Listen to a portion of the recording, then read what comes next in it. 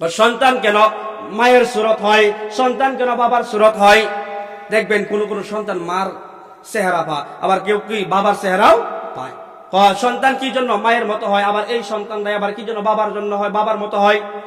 স্বামী স্ত্রীর হালাল ভাবে যখন তাদের যুদ্ধ শুরু হয়, মিলন যখন শুরু হয়, তখন দেখবেন যদি আল্লাহ রাসূল সাল্লাল্লাহু আলাইহি ওয়াসাল্লাম আব্দুল্লাহ ইবনে সালামের উত্তর দিকে বলেন, যদি এই মিলন যুদ্ধের ভিতরে ছেলে যদি অর্থাৎ স্বামী যদি বিজয়ী হয়, তাহলে সন্তানটা হবে স্বামীর চেহারায়। আর যদি স্ত্রী বিজয় হয়, ওই সন্তানটা হবে স্ত্রীর চেহারার মতো। বুঝতে পারছেন? যদি স্ত্রী বিজয় হয়, সন্তান ছেলে হোক মেয়ে হোক যেটাই হোক, ওই মায়ের আকার পাবে, মায়ের চেহারা সুরতের কিছু ভঙ্গি পাবে।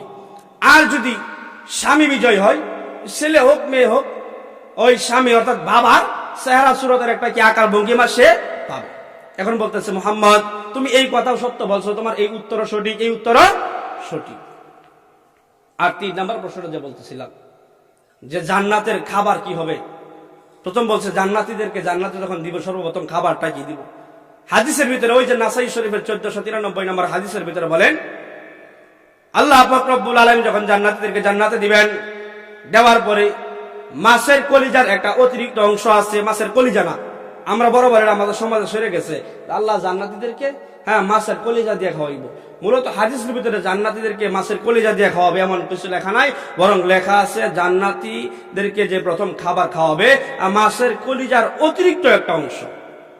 অতিরিক্ত অংশ বলতে কলিজার মধ্যে দেখবেন ছোট ছোট, হাদিস পড়ার পরে আমি যাচাই দিছি আসলেই আছে, ছোট ছোট আবার বেশ কয়েকটা জিনিস থাকে।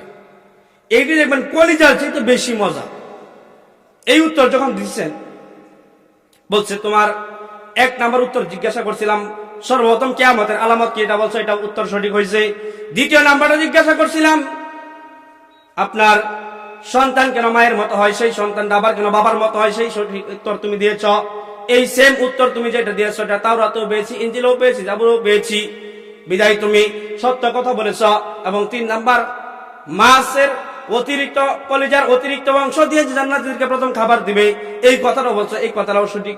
বিদায় আমি আর দেরি করতে চাই না, আমাকে পড়ায় দাও আশহাদু আল্লা ইলাহা ইল্লাল্লাহু ওয়া আশহাদু আন্না মুহাম্মাদান আবদুহু ওয়া রাসূলুহু। উত্তর সঠিক যখন পাইছে, তখনই আব্দুল্লাহ ইবনে সালাম থেকে আব্দুল্লাহ ইবনে সালাম রাদিয়াল্লাহু তাআলা আনহু হইছে। বুঝতে পারছেন? এরকম খাবার জান্নাতীদের খাবার আরো কেমন হবে। আমরা যখন সূর্য গ্রহণের নামাজ বা বৃষ্টি বর্ষণ নামাজ, আমরা আসলে এগুলো আমরা জানিও না, মানে কি পড়েও না, জানেও না। আল্লাহ রাসূল সাল্লাল্লাহু আলাইহি ওয়াসাল্লাম আমলে যখন সূর্য গ্রহণ হইতো, চন্দ্র গ্রহণ হইতো, আল্লাহ রাসূল নামাজে দাঁড়ায় গেছে, নামাজে দাঁড়িয়ে গেছে। যখন অতিরিক্ত বৃষ্টি না হইতো, যখন বৃষ্টির খুব অভাব ছিল, বৃষ্টি প্রয়োজন হইতো, তখন আল্লাহ রাসূল নামাজে দাঁড়ায় যেত। নামাজ দাঁড়ানোর পরে এই আমলটা আবার হয়, এই আমলটা আবার আমাদের হয়। কিন্তু যে সূর্য গ্রহণের নামাজ তাও আমরা পড়তে চাই না, চন্দ্র গ্রহণ নামাজ তাও পড়তে চাই না। আল্লাহ রাসূল সাল্লাল্লাহু আলাইহি ওয়াসাল্লাম যখন চন্দ্র গ্রহণ লেগে গেছে, সাহাবীদেরকে নামাজ দাঁড়াইছেন। আল্লাহ রাসূল সাল্লাল্লাহু আলাইহি ওয়াসাল্লাম তাকবীরে তাহরিমা বাদার পরে সূরা ফাতিহা তেলাওয়াত করছেন, সূরা মিলাইছেন।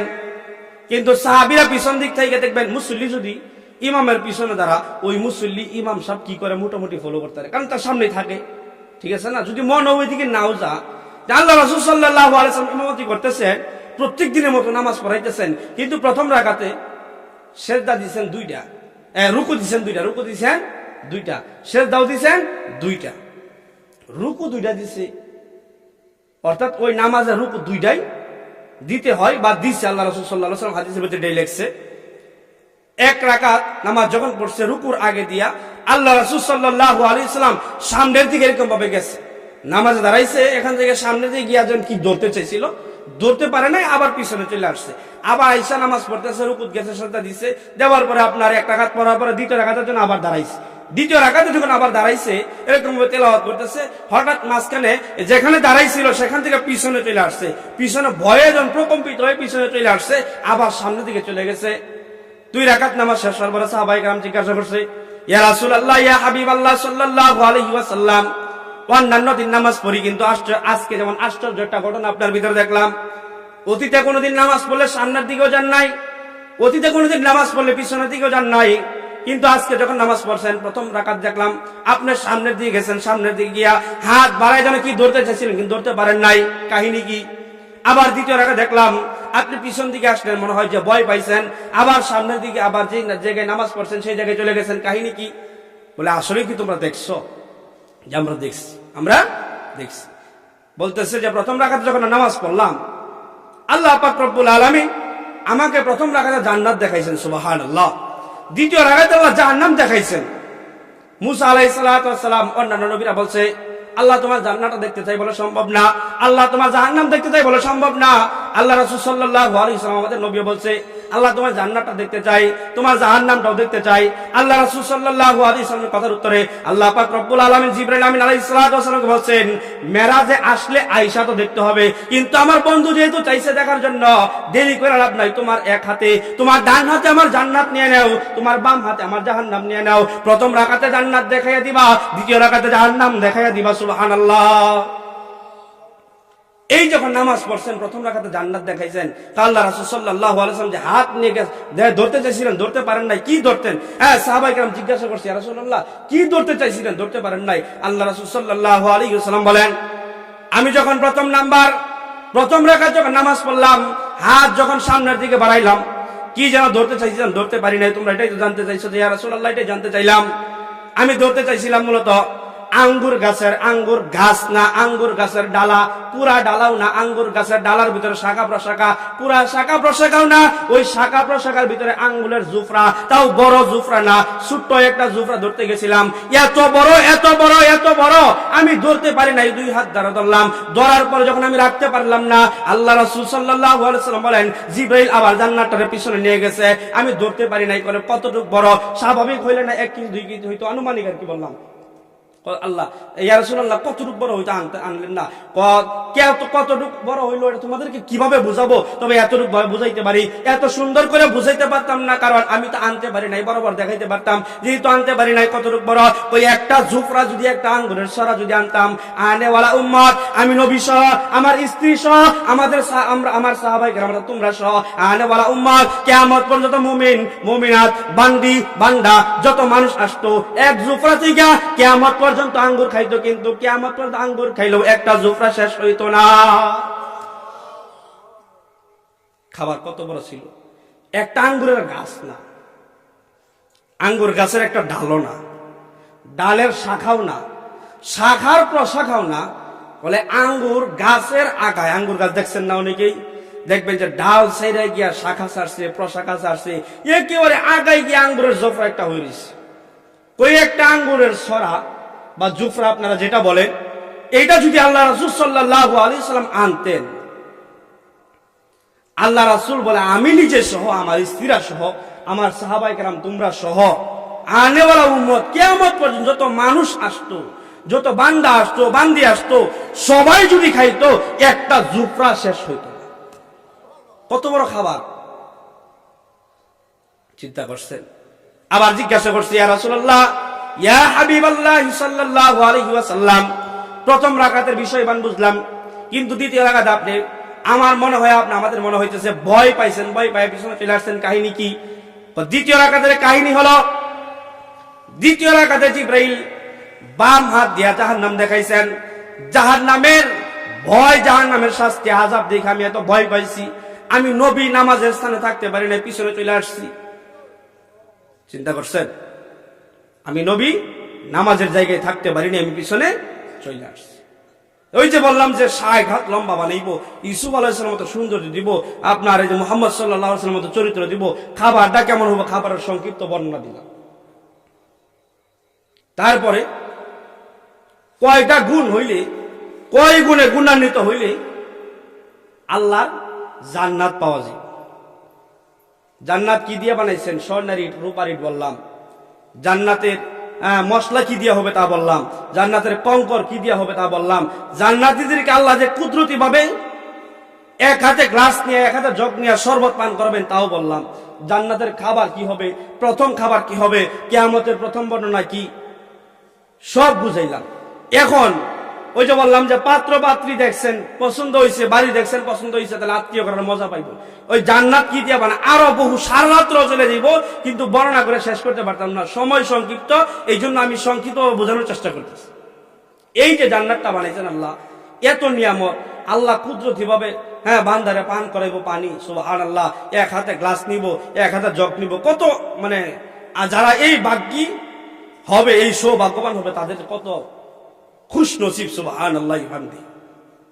এই জন্য বলে কদ আফলাহাল মুমিনুন, মুমিনরাই হলো সফল কাম। তো মুমিন কারা প্রশ্ন থাকতে পারে না? মুমিন কারা প্রশ্ন থাকতে পারে তো? আল্লাযীনা হুম ফি সালাতিহিম খাশিউন, মুমিন হলো তারা যারা আল্লাযীনা হুম ফি সালাতিহিম খাশিউন, যারা নামাজের ভিতরে খুশু খুজু আদায় করে, নামাজের ভিতরে খুশু খুজু আদায় করে। আল্লামা জালালউদ্দিন সৈয়দী রাহমাতুল্লাহ আলাইহি খুশু একভাবে এবং খুশু একভাবে দুই ভাগ ব্যাখ্যা দিয়েছেন। খুশুর ব্যাখ্যা দিয়েছেন, আমরা বলছি না খুশু খুজু, অনেকেই বলি যে খুশু খুজু নামাজ পড়ো, ঠিক আছে না? খুশু খুজু কি তাও অনেকেই হয়তো জানি না, বা জানি না থাকলে আবার বলি। খুশু খুজু এর অর্থ কি, এর মানেটা কি? খালি খুশু খুজুই বলি, আরবি শব্দ বাংলাটা কি?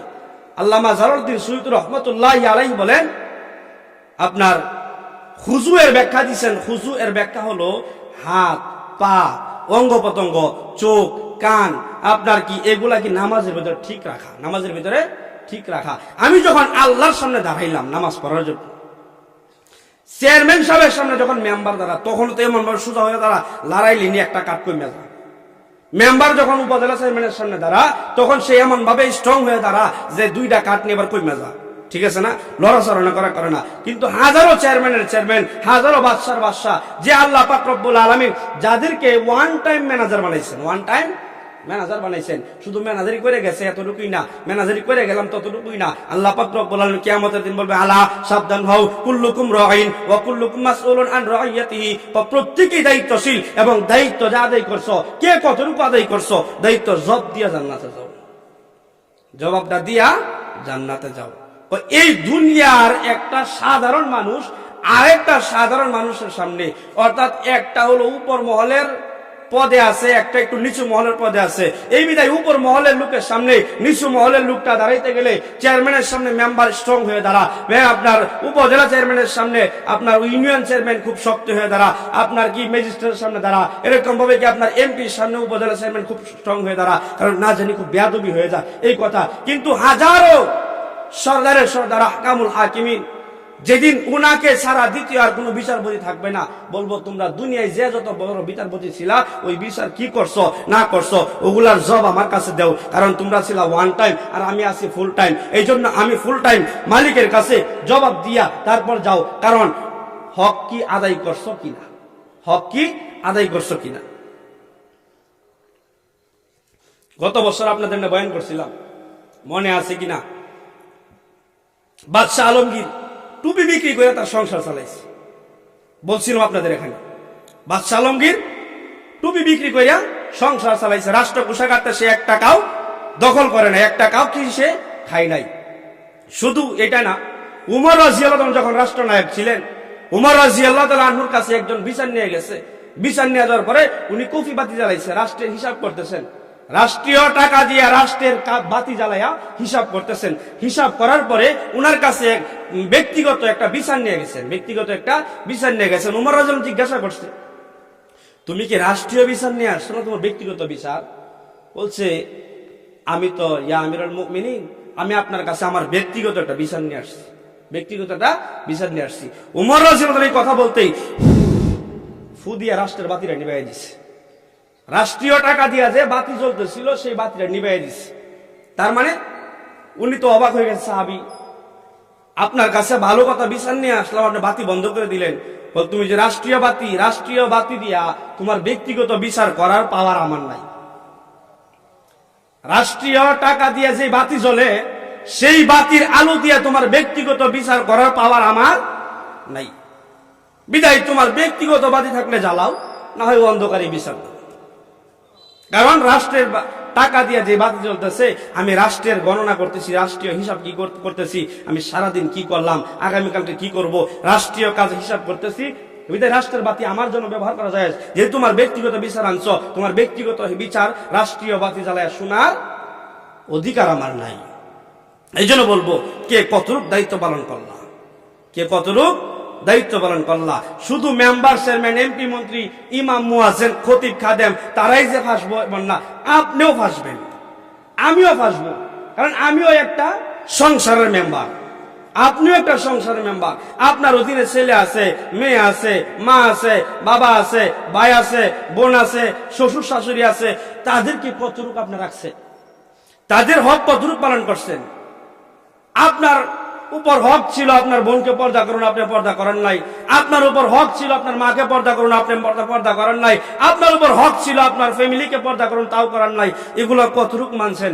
বিদায় শুধু বলবেন যে হুজুর খালি মেম্বার চেয়ারম্যানই ধরছে না, সবাইই দুর্বল, সবাই সব দিক দিয়ে মেম্বার চেয়ারম্যান। কারণ ফ্যামিলি তো একজনের অধীনে চলে, যে কারো, ঠিক আছে না? ফ্যামিলির যে কর্তা থাকে, ফ্যামিলির যে মূল থাকে, সেই ফ্যামিলির মেম্বার। সমস্ত ফ্যামিলির জব সে দিব। কি করলা, কি করাইলা? তুমি যদি বলতা নামাজ পড়তো, তুমি বলো নাই বিদায় নামাজও করে নাই। এই জন্য বললাম, সফল কাম শুধু একটাই, এই জগতে ঈমান আমল নিয়ে যে দুনিয়া ত্যাগ করতে পারছে, সেই হলো সফল কাম। কদ আফলাহাল মুমিনুন, মুমিনরাই হলো সফল কাম। যে মুমিন কারা? আল্লাযীনা হুম ফি সালাতিহিম খাশিউন, যারা নামাজের ভিতরে খুশু খুজু আদায় করে। এই জন্য বলতেছিলাম, আল্লামা জালালউদ্দিন সুয়ুতী রাহমাতুল্লাহ আলাইহি খুজু এর ব্যাখ্যা দিয়েছেন, হাতকে ঠিক রাখা, পাকে ঠিক রাখা, কানকে ঠিক রাখা, চোখকে ঠিক রাখা, পাকে ঠিক রাখা, অঙ্গ প্রত্যঙ্গ স্থির রাখা। অঙ্গ প্রত্যঙ্গকে নামাজের ভিতরে অটুট রাখা, স্থির রাখা। যে কেমন ভাবে?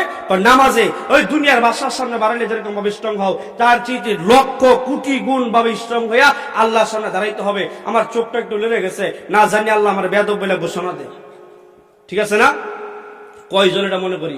নামাজে দাঁড়ানোর পরে মাথা খাজাইতাছি, ফ্যাট খাজাইতাছি, ফিট খাজাইতাছি, ঠ্যাং খাজাইতাছি, কি করি কি না করি। অন্য একজন দেখলো পাগল হয়েছে, অন্য একজন দেখবো কি পাগল হয়ে গেছে। এমন অবস্থা আমরা করি কি করি না? অথচ নামাজ দাঁড়ানোর পরে আমরা যে আল্লাহর কাছে আহকামুল হাকিমিন, তিনি সবচেয়ে বড় হাকিম, তিনি সবচেয়ে বড় বিচারক, তিনি সবচেয়ে বড় মালিক। উনার চেয়ে বড় কোনো মালিক নাই, উনার চেয়ে বড় কোনো সর্দার নাই, উনার চেয়ে বড় কোনো খাওয়ানেওয়ালা নাই, উনার চেয়ে বড় কোনো মারনেওয়ালা নাই, উনার চেয়ে বড় কোনো হায়াত দেনেওয়ালা নাই, উনার চাইতে বড় কোনো মালিক নাই। উনার সামনে দাঁড়াইলাম আর আমার ভিতরে এটা নাই যে আমি কার সামনে দাঁড়াইছি। অথচ দুনিয়ার একটা মানুষের সামনে দাঁড়াইলে আমরা ভয় হই যে হ্যাঁ আমার কি ক্ষতি জানি হয়ে যা, না জানি পুলিশের সামনে খাড়াইছি, না জানি একটা মামলা দেয়, থানার ওসি সাহেবের সামনে আসছি, এর যদি বেয়াদবি হয়, না জানি একটা মামলা অন্যদিকটা ঢুকাই দেয়। এই আশা নিয়ে নিজেরা শক্ত রাহি। কিন্তু আল্লাহর কাছে দাঁড়াইলাম, এখন আল্লাহর সাথে কথা বলতেছি, এখন আল্লাহর সাথে কিভাবে কথা বলতে হবে, ভদ্রতা কিভাবে বজায় রাখতে হবে তাই জানি না। দাঁড়ানো আর না দাঁড়ানোই সমান। দাঁড়ানো আর না দাঁড়ানো, মুফাসসিরিন কেরাম বলেন, বান্দা যখন নামাজ পড়ে, নামাজ পড়ার পরে আলহামদুলিল্লাহি রাব্বিল আলামিন রহমানির রহিম তেলাওয়াত করে কিনা, কিন্তু এমন হয়েছে কি তেলাওয়াত করতেছে সে নিজেও জানে না। ওই যে বললাম না, মাথা খাজাইতেছে, ঠ্যাং খাজাইতেছে, পাও খাজাইতেছে, পেট খাজাইতেছে, ফিট খাজাইতেছে, এরকম ভাবে নামাজের ভিতরে আসন নাই তাও না। ওই নামাজ তারে বদদুয়া দেয়, নামাজ তারে কি করে? বদদুয়া দেয় আল্লাহর কাছে। আল্লাহ আমার তারে ফুঙ্গ বানাইছে, সে আমারে ফুঙ্গ বানাইছে, আমার হাত লোলা বানাইছে, পা লোলা বানাইছে, আমাকে অন্ধ বানাই দিছে, আমার ঘাড় মটকাই দিছে। আল্লাহ আমি নামাজ হইয়া তার জন্য আপনার কাছে বদদুয়া করি, তারও হাত ভাঙিয়ে দাও, তারও পা ভাঙিয়ে দাও, তারও লুলা বানায় দাও, তারও ঠক বানায় দাও, তারও ঘাড় ভাঙিয়ে দাও, কারণ সে আমার নষ্ট করছে। বিদায় আমি তার জন্য ভালো কিছু দোয়া করতে পারি না, এই জন্য আমিও দোয়া করি তারও নষ্ট বানিয়ে দাও। নামাজে বদদুয়া দেয়, নামাজে কি করে? আর এই নামাজ আল্লাহর কাছে গিয়ে স্থান বানা। আল্লাহ পাক রব্বুল আলামিন নামাজ ডাইরেক্ট ফেরেশতার মাধ্যমে ঠেকায়া ওই মিল আমারে না হেম যা, তোর নামাজ লইয়া তোর নামাজ লইয়া তুই যা।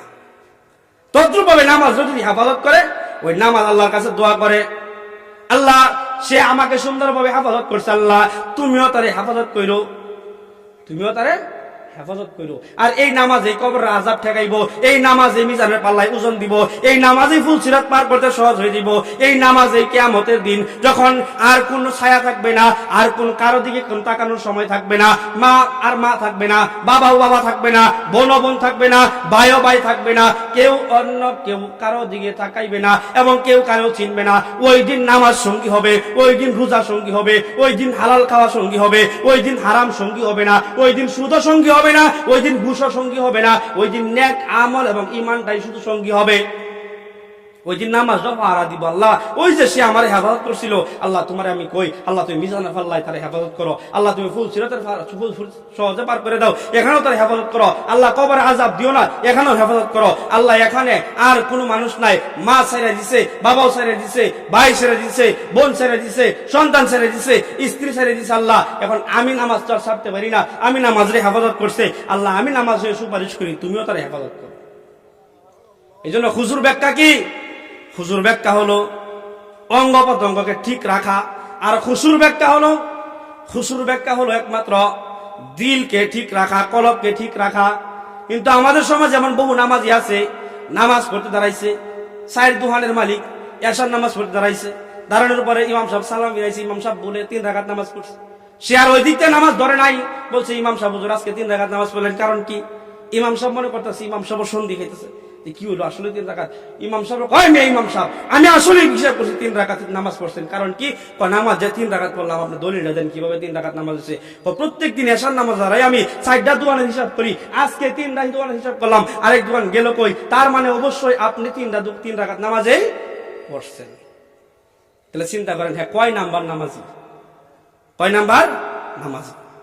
এই জন্য অন্তরকে ঠিক রাখা, খুশুর ব্যাখ্যা হলো কি? অন্তরকে ঠিক রাখা। এই জন্য খুজু এগুলো আদায় করতে গিয়া মুফাসসিরিনে কেরাম 3 ভাগে বিভক্ত করছেন। 1 নাম্বার চোখ, এই চোখকে আবার 4 ভাগে বিভক্ত করছেন। নামাজের ভিতরে খুশু আদায় করতে হবে, 3 ভাগে বিভক্ত করছেন। এটাকে বিভক্ত করার পরে এই চোখকে আবার 4 ভাগে বিভক্ত করছেন। বান্দা যখন আল্লাহু আকবার বইলা আলহামদুলিল্লাহি রাব্বিল আলামিন রহমানির রহিম তেলাওয়াত করবে, এই অবস্থায় ততক্ষণ দাঁড়ায় থাকবে, রুকু রাখবেন, দাঁড়াইতে থাকে বান্দারা। মুসল্লি রুকু যাওয়ার আগ পর্যন্ত দাঁড়ায় থাকে তো নাকি? নাম রাখলে মানুষ বসে থাকে, দাঁড়ায় থাকে না? বান্দা যখন দাঁড়ানো অবস্থায় নামাজ পড়বে, যতক্ষণ দাঁড়ায় থাকবে, তার 2 চোখ থাকবে সেজদার জায়গায়। 2 চোখ কোন জায়গায়? সেজদার জায়গায়। যখন বান্দাটা রুকুতে চলে যাবে, আল্লাহু আকবার বলে রুকুতে গিয়ে সুবহান রাব্বিল আযীম বলবে, আল্লাহ আমার একমাত্র সম্মানিত মালিক, আল্লাহ সবচেয়ে সম্মানিত।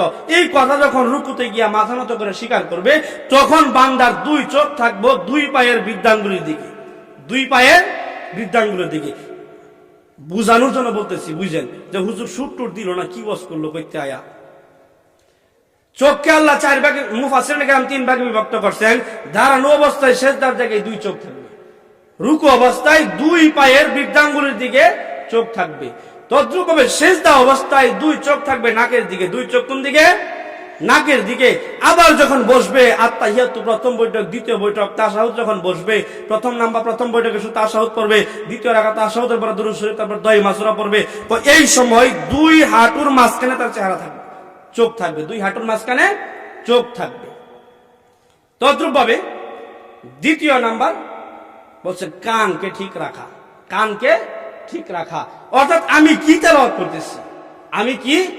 করতেছি, দেখবেন মুসল্লি নামাজি যত আস্তেই তেলাওয়াত করুক না কেন, সে দেখবেন কমপক্ষে তার কান দ্বারা শোনে, ঠিক আছে না?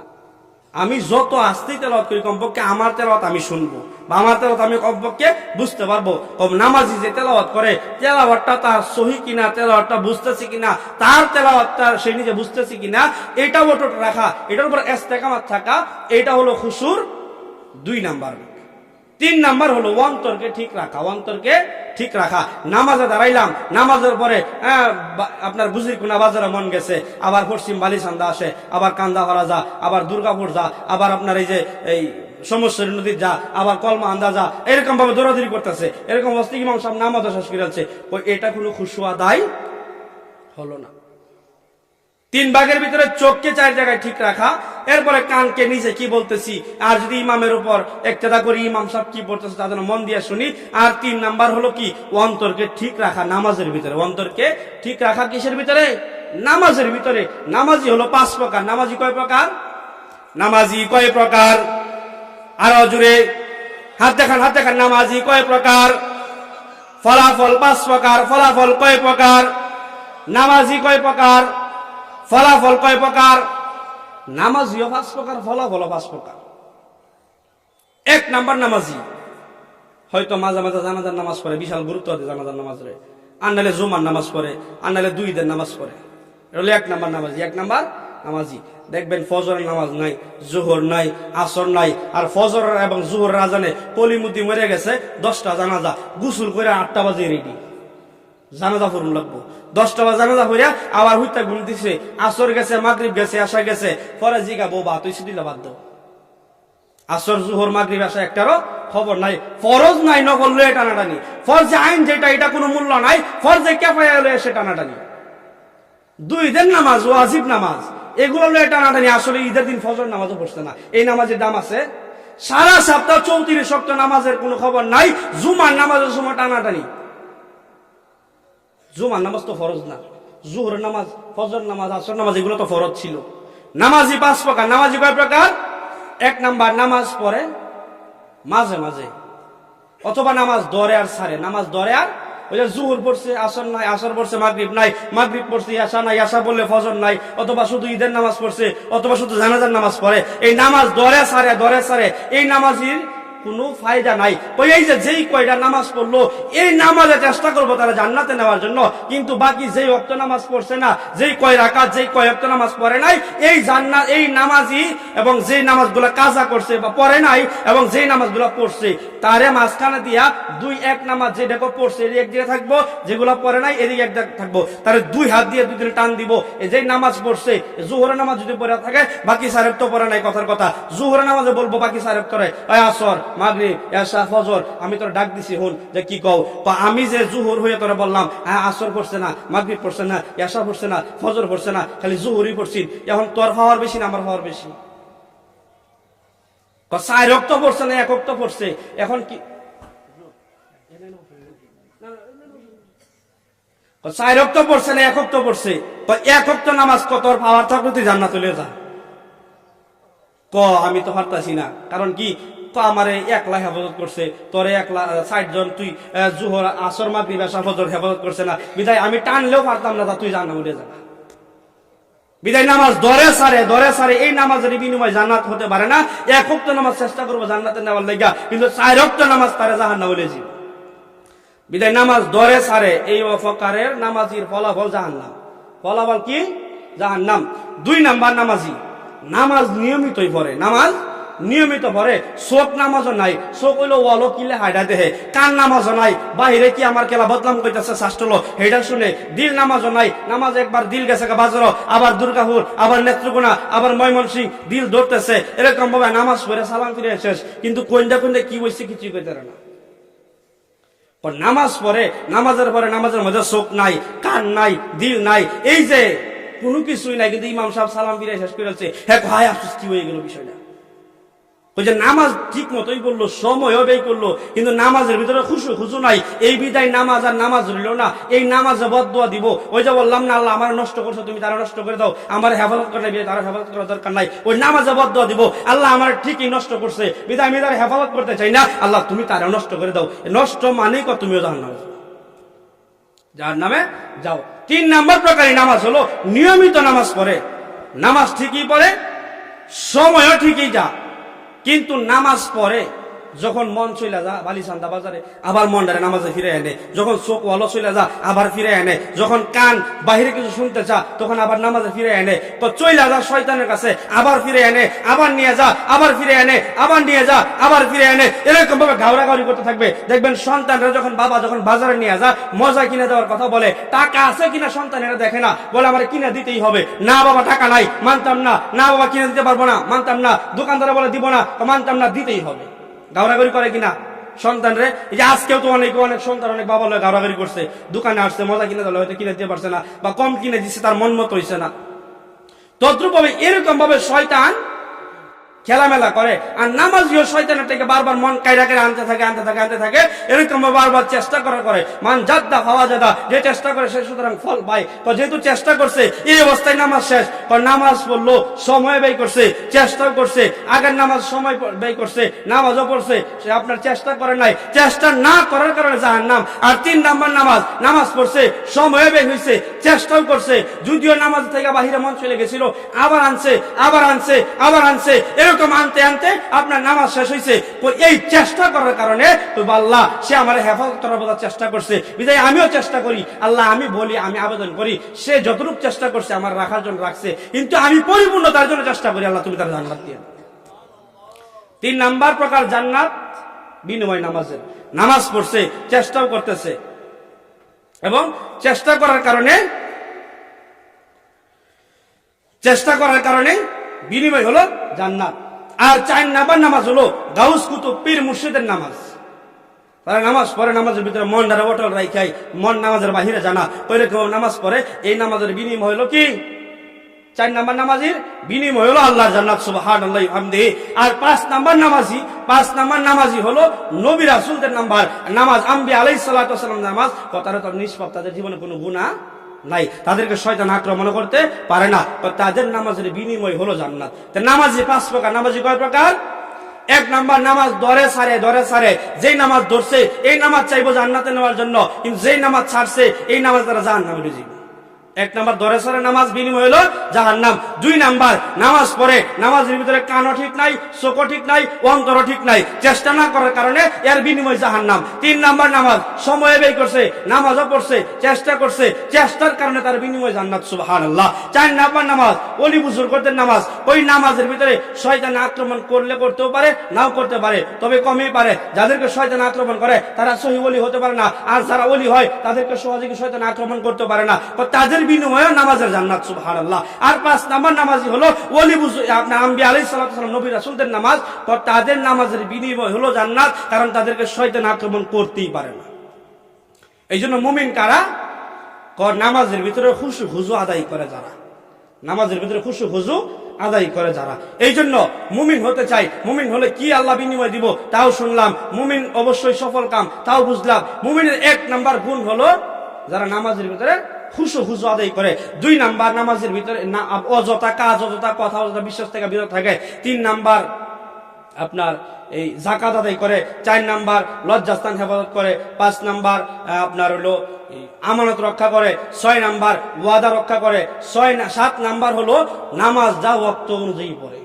এই মুমিনের হলো 7 গুণ। এই 7টা আয়াতের পরে আল্লাহ পাক রব্বুল আলামিন বলে, হাবিব আপনি জানিয়ে দেন, উলাইকা হুমুল ওয়ারিসুন আল্লাযীনা ইয়ারিসুনাল ফিরদাউসা হুম ফিহা খালিদুন। ওই যে ফিরদাউস, জান্নাতুল ফিরদাউসের নাম আবার এখানে এই 7টা গুণ যাদের ভিতরে থাকবো তো তারাই হবে ওই ওয়ারিস, অর্থাৎ জান্নাতুল ফিরদাউসের ওয়ারিস। তো জান্নাতুল ফিরদাউসের ওয়ারিস হলে তারা কি হবে? আল্লাযীনা ইয়ারিসুনাল ফিরদাউসা হুম ফিহা খালিদুন। যারা জান্নাতুল ফিরদাউসের ওয়ারিস হবে তারা চিরদিন থাকবে, এখান থেকে আর কোনো দিন বের হবে না। এই জন্য যেন মুমিনের 7টা গুণ যেন নিজের জিন্দেগিতে গঠিত করতে পারি, আর নামাজ যেন খুশু আদায় করতে পারি, আর নামাজের যেন প্রথম প্রকার না হইয়া, দ্বিতীয় প্রকার না হইয়া, তৃতীয় এবং চতুর্থ প্রকার যেন হইতে পারি, পঞ্চম প্রকার তার হইতে পারবো না, সম্ভব না। এই জন্য আল্লাহ পাক রব্বুল আলামিন যেন নামাজ খুশু আদায় করে যেন পড়তে পারি, এবং 7টা গুণ যেন নিজের ভিতরে ফিট করতে পারি। 1 গুণের বর্ণনা দিতে সময় শেষ হয়েছে, ইনশাআল্লাহ ভবিষ্যৎ যদি রিজিক থাকে ইনশাআল্লাহ বাকি শোনাবো। ওমা তৌফিক ইল্লা বিল্লাহ। আমার জন্য দোয়া চাই, এবং আমার মা বাবা, ফ্যামিলির জন্য, আপনার সবার মুরব্বি